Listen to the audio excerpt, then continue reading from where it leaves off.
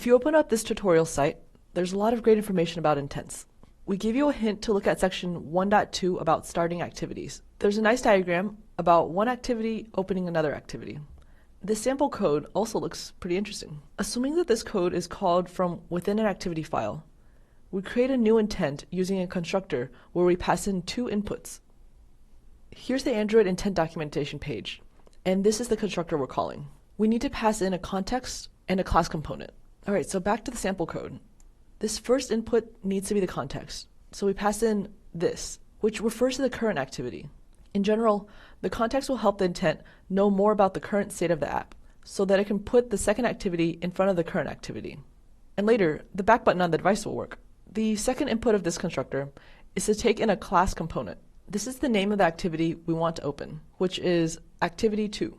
We need the .class extension at the end to identify this specific Java class. The new intent is created and stored in a variable called I.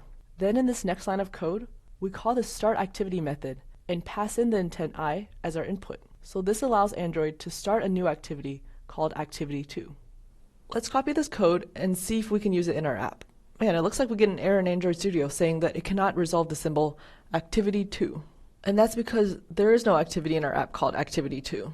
Let's rename it numbers activity, which we do have in our app. And that seems to resolve all the errors. So let's go ahead and run this on our device.